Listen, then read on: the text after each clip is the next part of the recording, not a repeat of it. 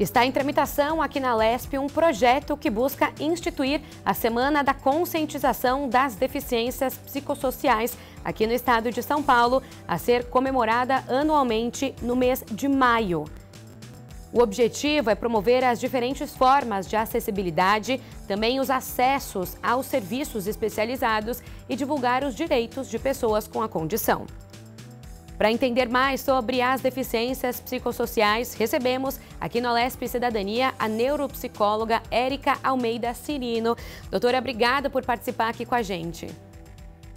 Olá, muito obrigada pelo convite também, agradeço, espero que todos estejam bem por aí.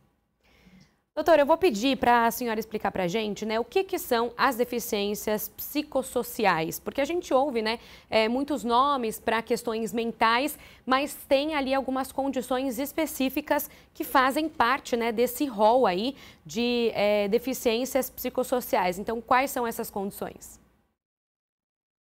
Bom, a deficiência psicossocial, ela vem através de um transtorno mental. Então, a deficiência psicossocial é uma sequela de transtornos mentais que acontecem de forma geralmente crônica ou aguda naquela pessoa. Então, as deficiências psicossociais, ela tem um cunho muito mais comportamental e emocional do que intelectual, já que também temos aí o conceito de deficiência intelectual. Então, um não substitui o outro nessa condição. Então, na verdade, pode ter duas dessas questões juntas, né? Pelo que você está falando, está explicando para a gente, justamente essas deficiências psicossociais são uma consequência, né? Uma sequela. E como é que pode acontecer essa sequela? É algum tipo de agravamento do quadro? Como que isso ocorre? Bom, geralmente, dependendo do quadro, do diagnóstico dessa pessoa, ela pode ter um sintoma e, através desse sintoma não cuidado, não tratado, começa a acontecer um agravamento dessa condição e que faz com que a pessoa comece a ter condições limitadoras. Então, pode interferir nas suas relações, no seu autocuidado, no trabalho, podendo ocorrer um afastamento e até mesmo uma aposentadoria aí por invalidez. Então, geralmente isso pode acontecer por um diagnóstico que às vezes a pessoa já carrega ali, podendo ser, por exemplo, um transtorno de personalidade, por exemplo, onde a pessoa não fez o acompanhamento, não fez o tratamento, ou também em algum caso muito atípico que essa pessoa viveu. Então, às vezes, um estresse pós-traumático, um trauma muito forte que essa pessoa teve que atravessar durante a vida, pode trazer sequelas agudas emocionais e essa pessoa se tornar um deficiente psicossocial. Eu queria aproveitar até um gancho aqui, né, nessa sua última fala, né, porque você falou das questões de condições que limitam essas pessoas que vivem com isso, né, que têm ali às vezes algumas dificuldades até no ambiente de trabalho. Então, quais que são essas dificuldades, esses obstáculos maiores ali que uma pessoa com deficiência psicossocial acaba tendo de enfrentar, que pessoas sem essa condição acabam não passando por isso? Uma característica muito comum do deficiente psicossocial é ele tem baixa tolerância ao estresse.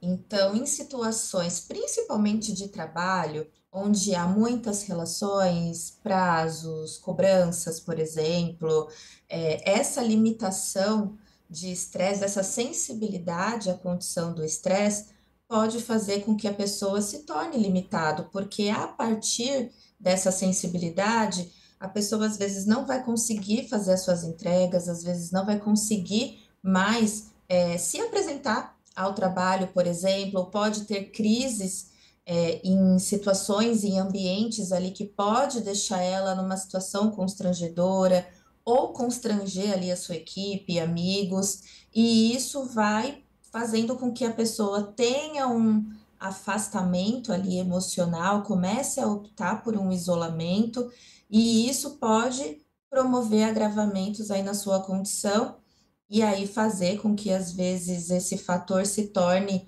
crônico ou até agudo, ao ponto da pessoa ter que se retirar ali, ter que se afastar, ou por algum motivo acabar pedindo as contas, por exemplo, e não conseguir desenvolver a sua carreira. E isso também pode ser a carreira profissional, mas também a gente pode falar da carreira acadêmica, por exemplo, ou até mesmo de relacionamentos com amigos, cônjuges. Então, a deficiência, né, psicossocial, além dessa sensibilidade ao estresse, por conta disso, pode ter problemas de memória, de concentração. Então, pessoas também com transtorno de personalidade, por exemplo, o TOC, que é o transtorno obsessivo compulsivo, onde a pessoa acaba promovendo repetições de comportamento, ela pode ficar naquele ciclo e não conseguir fazer atividades de vida cotidiana, porque o ritual começa a ser o fator central da vida da pessoa e sem o tratamento, sem o olhar, a pessoa começa a se limitar e começa a se afastar aí da sua vida que ela se entendia como saudável e como normal. Você comentou aí, né, de algumas situações. Então, tem a questão do trabalho, que é um ambiente que acaba tendo mais cobrança, que essas pessoas têm uma sensibilidade maior, mas também a questão acadêmica.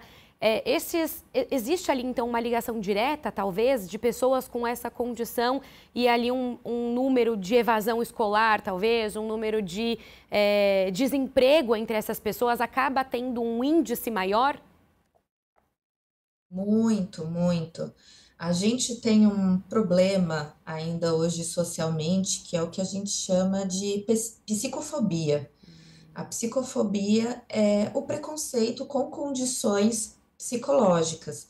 Então, desde a infância, aí às vezes, até em ambientes familiares, né, onde os pais, devido ao pouco conhecimento no assunto, às vezes faz comparação de um filho com outro em torno do seu desenvolvimento, em torno das suas questões emocionais. Aí a gente entra na fase escolar, onde a gente hoje tem um problema, né, um agravante aí do bullying, que envolve também pessoas com deficiência psicossocial e até mesmo pessoas com deficiência intelectual, que faz com que tanto a falta de conhecimento dessas crianças, desses alunos, assim como uma falta de orientação à coordenação, aos educadores, a todos os profissionais ali envolvidos, né, no ambiente escolar, faz com que essa criança não aproveite o seu desenvolvimento e se entenda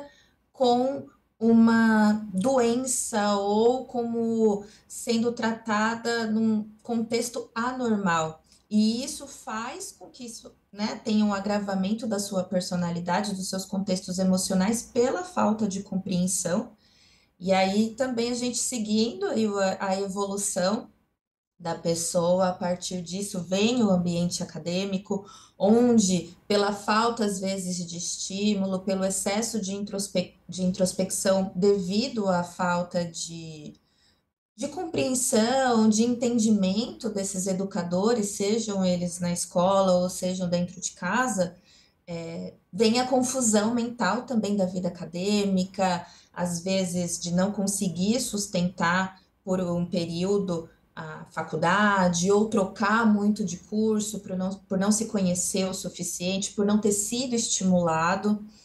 E também em torno disso vem as relações, né, principalmente aí as relações amorosas, onde às vezes também pode haver uma falta de compreensão.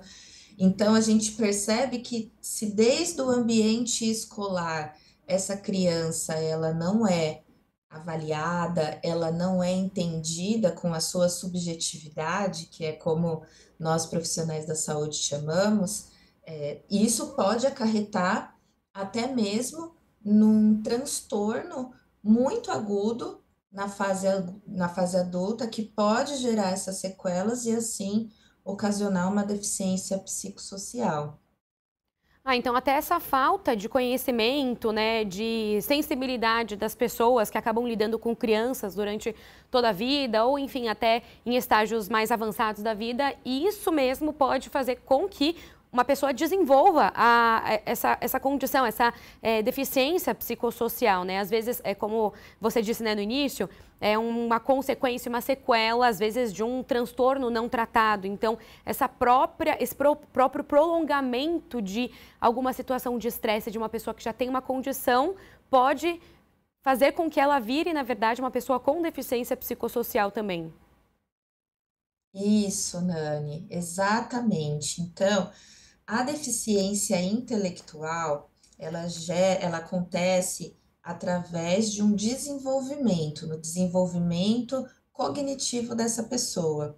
Já a deficiência psicossocial, ela ocorre através de um transtorno ou de uma deficiência intelectual que não foi tratada nas condições que merece, né? Nas condições devidas, com os profissionais ali correspondente às limitações dessa pessoa.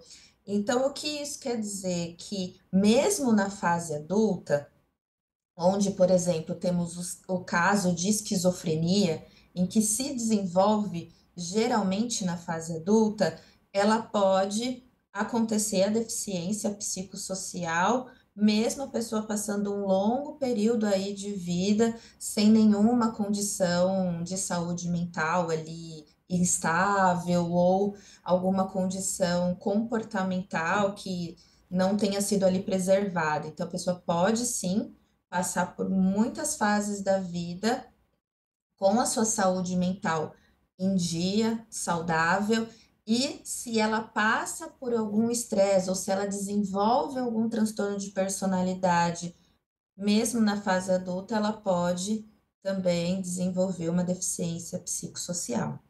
Bom, a gente também, né, precisa falar a questão do diagnóstico. Então, como que é feito esse diagnóstico? Quais são as características que uma pessoa pode, às vezes, notar, né? Porque, pelo que você está dizendo, é uma condição, às vezes, bem abrangente, bem específica também. Então, quais são as características que uma pessoa pode notar e como que deve ser feito esse diagnóstico? Só ela notando basta? Tem que ter uma busca ali até como você, né, um neuropsicólogo, uma neuropsicóloga, para de fato atestar qual que é a condição daquela pessoa? Isso é importantíssimo. Até mesmo, né, é importante ressalvar por conta de tudo que a gente vem se relacionando com as redes sociais. Então, a saúde mental, hoje em dia, ela é muito mais acessível para a população, o que isso é ótimo. Porém, a gente tem que tomar muito cuidado com o que a gente está acessando, com o que a gente está estudando, né? Então, tivemos a onda aí de vários vídeos, vários posts, né, em rede social sobre TDAH, sobre autismo, sobre pessoas narcisistas, que abrange, é interessante para que a pessoa tenha mais conhecimento, para que a gente popularize a saúde mental, mas a busca por profissional da saúde, seja psicólogo, neuropsicólogo, psiquiatra, é fundamental para qualquer sintoma que a pessoa esteja sentindo ali que foge do que ela entende do seu normal, que ela, a partir do momento que ela se sente diferente emocionalmente ou de cunho comportamental, é importante a busca do profissional, até mesmo porque a deficiência psicossocial, ela pode vir através de um transtorno de ansiedade generalizada, por exemplo, de forma aguda, ou uma depressão severa, ou até mesmo em casos psicóticos, como a esquizofrenia. Então, como você mesma disse, é muito abrangente, mas a gente também não pode dizer ali, diagnosticar que uma pessoa que tem sintomas ansiosos seja deficiente psicossocial.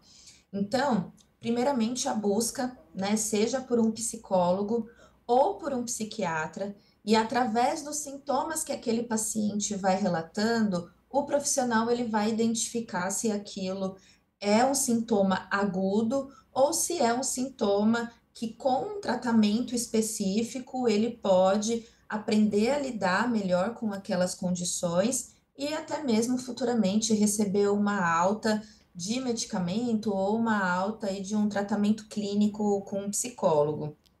Já a deficiência psicossocial, ela tem o tratamento, porém sem previsão de alta, justamente por ser um caso mais agravante ali da situação.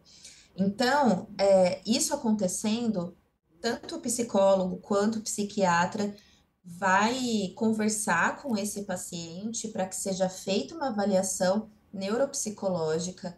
A avaliação neuropsicológica é uma avaliação que são alguns encontros com esse paciente, porém não tem cunho tanto psicológico, né? Mais ali numa anamnese, mas o que ocorre são muitos testes psicológicos. Então, teste de memória, teste visual, teste comportamental, teste de motor.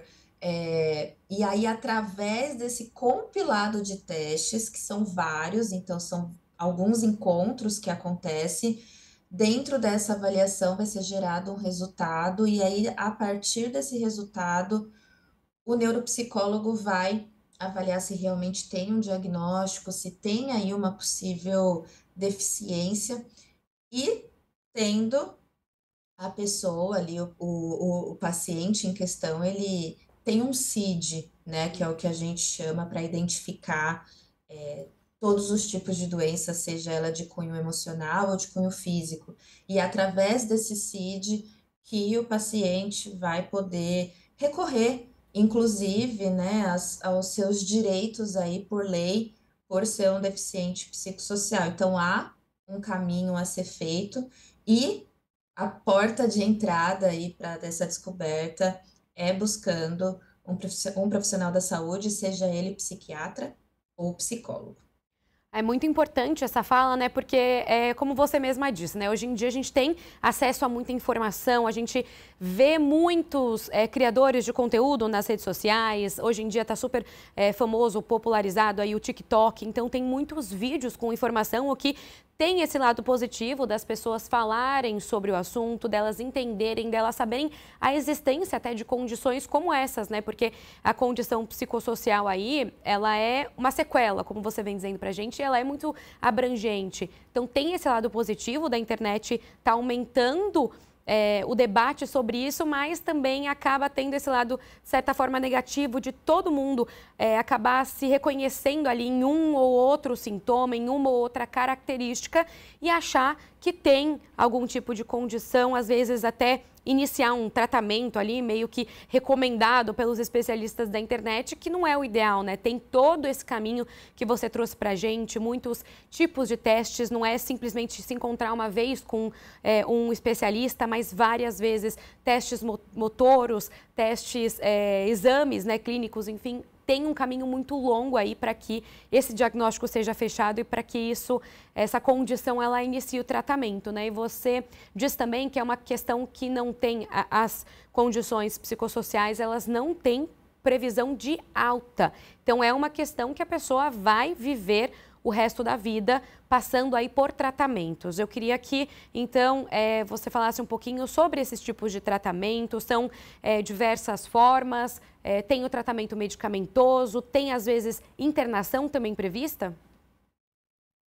Sim, acho que é até importante, né, o que você disse, porque quando a gente fala de deficiência psicossocial, ainda mais nessa era de autodiagnóstico, a gente está falando de sofrimento, né? Então, quando a gente fala de um sintoma agudo, a gente também está falando de um sofrimento agudo, onde a pessoa, ela sente a perda da sua socialização para o mundo, ela sente um desvalor em vida por não conseguir fazer atividades básicas que às vezes ela fazia antes.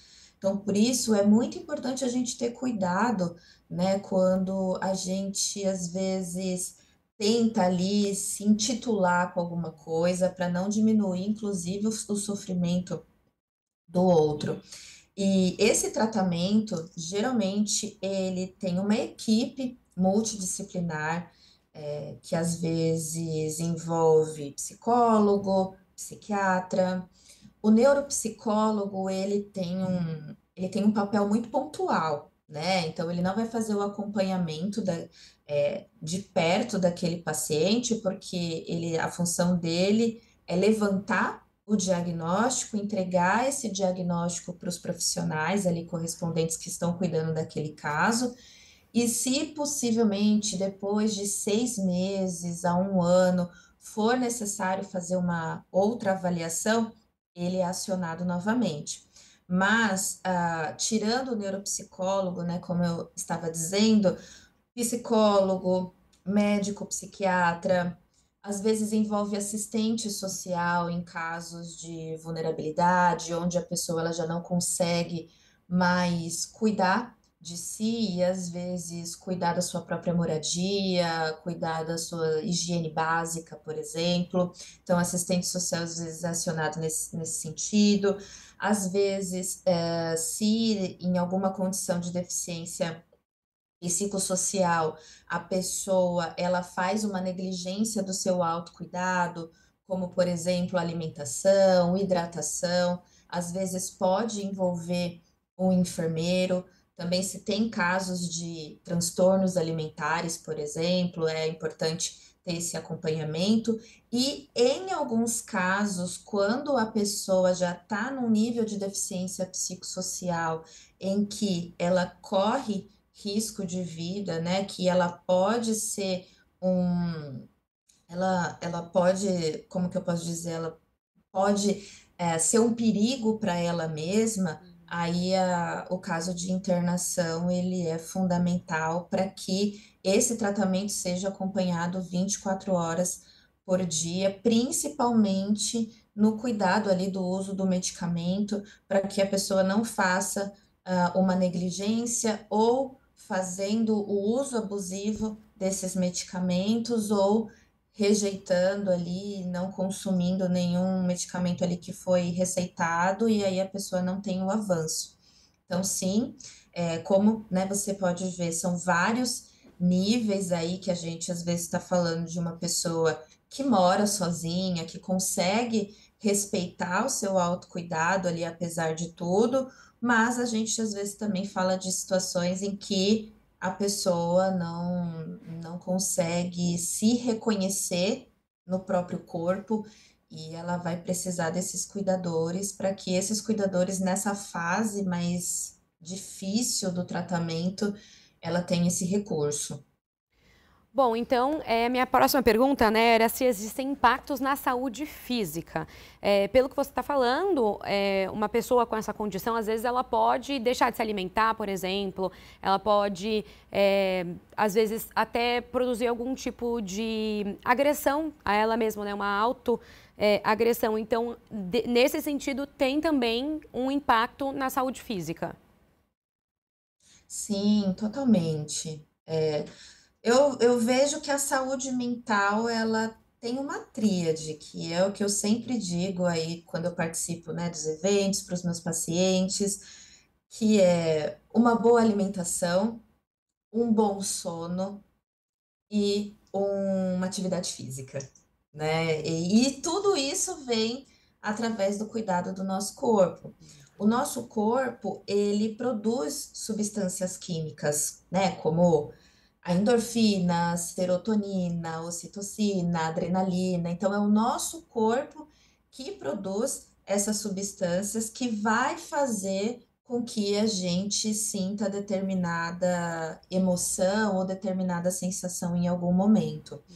Então, não cuidar do corpo, por exemplo, não fazer atividades físicas, você tem uma baixa de endorfina, né? Você produz baixa endorfina, e aí você vai ter menos sensações de bem-estar, menos sensações de prazer. Assim como se você não dorme bem,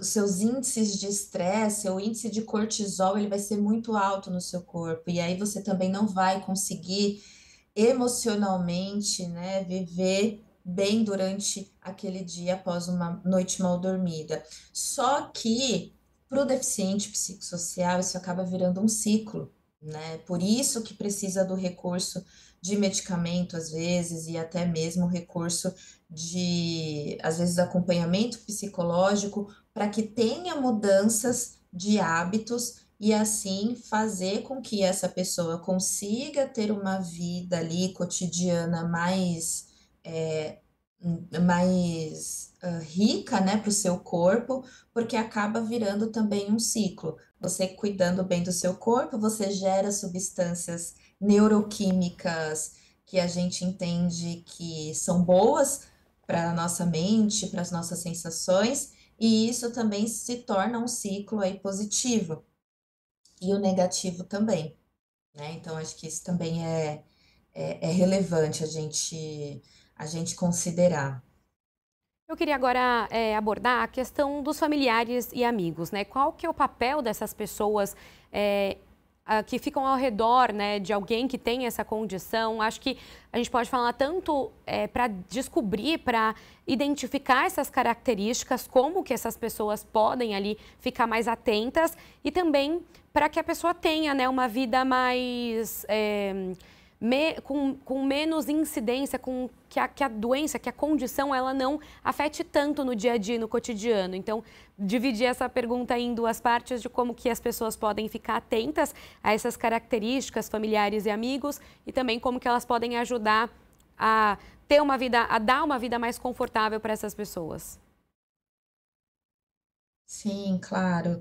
A rede de apoio é muito importante, né? Até o que a gente disse lá no comecinho da nossa conversa, às vezes a falta de acolhimento daquela criança na escola pode ocasionar todo o transtorno, todo o sofrimento aí que a gente vem conversando, né? Que vemos batendo esse papo. Então, a rede de apoio quem é a rede de apoio, né? Antes de qualquer coisa, pode ser os familiares. Pode ser um vizinho em que a pessoa confie, pode ser algum amigo de infância, pode ser algum parente, algum colega de trabalho, inclusive, alguém que essa pessoa se sinta confortável para poder se expressar como que ela está se sentindo.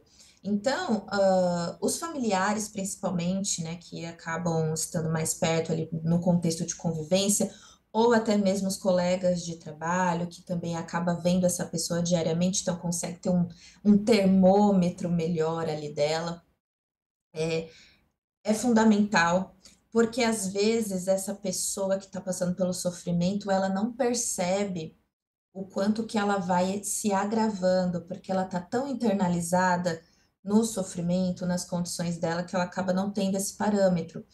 Então, a rede de apoio, ela pode ter o papel de sinalizar, né? Então, de mostrar, olha, te conheci, né, desse jeito, te vejo desse jeito e agora você está com esse tipo de comportamento, queria entender o que está acontecendo.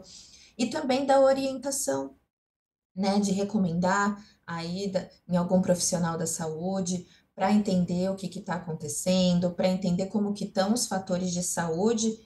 Hoje estamos falando, né, da saúde mental, mas também das condições físicas, às vezes fazer um check-up, ver aí como que num hemograma como que tá as condições de vitamina, porque isso também pode afetar a saúde mental, às vezes um desânimo, às vezes uma fadiga, ali uma apatia, pode ser em decorrência de algum contexto físico, sim. Então, a rede de apoio, além de acolher, além de trazer todo aquele afeto, aquele vínculo, né, que a pessoa precisa também, fazer as sinalizações, os comparativos com essa pessoa, né, sem comparar ela com outro coleguinha ali, que isso vai fazer com que a pessoa se sinta inferiorizada, mas comparar com ela mesma, né? Então, te via desse jeito, te reconhecia, né, de determinada maneira, e agora estou observando essas diferenças e queria entender com você o motivo disso. E numa conversa agradável, acolhedora, amável, às vezes pode trazer muitos benefícios para essa pessoa que está em sofrimento, e às vezes pode ser uma via de motivação para ela realmente dar início aí à busca e entender o que está acontecendo com ela, se é só uma fase em que, com um bom tratamento, ela consegue ter aí uma possível alta, uma possível cura, ou se pode aí, a gente já está falando de uma deficiência psicossocial e ter essas pessoas, né, ao lado ali acompanhando pode ser uma boa motivação e pode dar também mais ânimo para essa pessoa, para ela querer seguir com o tratamento, dar continuidade para se ver melhor para ela e também por essas pessoas que estão com ela ali. É muito importante mesmo, né, essa questão, você deu vários exemplos, né, de formas de abordar uma pessoa que tenha mudado o comportamento. Então, importante que essa abordagem ela seja carinhosa, né, e acolhedora. Você usou essa palavra, né, acolhedora. Então, a pessoa familiar, o amigo que tenha notado alguma coisa diferente ali com algum familiar, alguma pessoa ali do entorno, que ela tenha, que ela vá puxar esse assunto, que ela vá conversar de uma forma mais tranquila, sem acusar, sem apontar dedo, para que aquela pessoa ela se sinta realmente protegida, né? E em segurança, para se abrir, para também, de fato, procurar ajuda, né? Porque dependendo da abordagem, talvez a pessoa fique ali um pouco mais na defensiva. Também tem isso, né? Essa abordagem carinhosa. Pois é, Nani, pois é, porque às vezes eu digo que quando um familiar ele adoece, a família adoece junto, né? Então, há o sofrimento familiar ali, porque tem um contexto de impotência, às vezes, tem um contexto de falta de diálogo, às vezes a pessoa está muito introspectiva, então realmente é difícil em alguns momentos alguma abordagem, mas é importante as tentativas e também não se apegar nos sintomas. Então, às vezes, aquele familiar, principalmente, ele pode estar vivendo num contexto de falta de higiene básica, por exemplo, ou num contexto, né, como eu disse, de alguma questão alimentar, então alguma compulsão alimentar ou alguma falta de nutrientes mesmo, de fazer uma rejeição ali com o alimento, e às vezes usar esses pontos de um jeito pejorativo, ali falando daquele sintoma, pode ter um efeito reverso, pode fazer com que a pessoa entre num processo ali mais agudo, mais intenso daquele sintoma e também se sinta inferiorizado, porque às vezes não consegue fazer o básico e aquilo está criando, está sendo colocado um holofote e não na solução que pode ter ali com alguém que está de fora, com alguém que está mentalmente com a saúde preservada e que pode às vezes trazer soluções simples, mas que a pessoa está tão imersa ali no seu sofrimento que ela acaba não vendo. Então, por isso que é importante focar na orientação, na solução e não no que essa pessoa está fazendo, no modo como ela está se comportando ali, porque ali pode ter um efeito reverso no avanço do tratamento dessa pessoa, né? E agora, até pensando do lado de vocês, né, do lado da saúde, quais são os obstáculos que vocês enfrentam hoje para dar uma assistência integral mesmo para essas pessoas que têm algum tipo de deficiência psicossocial? Bom, inicialmente, como eu disse, né, até a questão das redes sociais tem seu lado bom, tem seu lado ruim, mas acho que é criar espaços como a gente está fazendo hoje, né, aqui nesse momento. Por isso, né, agradeço novamente o convite para a gente poder bater o papo sobre isso, porque realmente é dar orientação para a população de pessoas que, né, tenham referência ali de teoria, de estudo, realmente, para que a gente normalize o assunto da saúde mental. A gente hoje tem várias campanhas, né? Mês passado tivemos aí a campanha Setembro Amarelo, que é muito importante para a gente levantar a conscientização da saúde mental. Então, a gente criar espaços para falar sobre isso de modo até mesmo popular, dar espaço para poder falar da saúde mental num almoço de domingo, por exemplo, né, com os familiares ali, da mesma forma que se fala, às vezes, de uma pressão alta, de um colesterol, de uma diabetes, por exemplo, não ter esse estigma em torno da saúde mental é muito importante. E quanto mais a população falar, quanto mais a população for estudada ali, for absorvida de conteúdos que realmente sejam de pessoas, né, que estudaram, que saiba ali o que está acontecendo, a gente consegue mais políticas públicas, a gente consegue ter mais acesso também a onde que está tratamentos relacionados à saúde mental. Entendo que a população acaba ficando mais informada, porque é uma prevenção, né, que a gente foca como qualquer outro tipo de condição aí de saúde, seja ela física ou mental. Então, para isso, a população ela precisa ser educada e precisa saber aonde que tá as ferramentas e ter o conhecimento básico ali de autoconhecimento, né, dos próprios sintomas para entender se aquilo é algo dela mesmo, da personalidade dela, ou se ela está passando por um momento difícil e tranquilamente acessar um profissional da saúde mental, não ter esse estigma, esse preconceito. Então, quanto mais a gente falar, eu acredito que a nossa força tá na comunicação, está na orientação e educação, e em situações como essa, para a gente normalizar cada vez mais falar sobre saúde mental e não esperar um fato de adoecimento para que essa pauta seja levantada.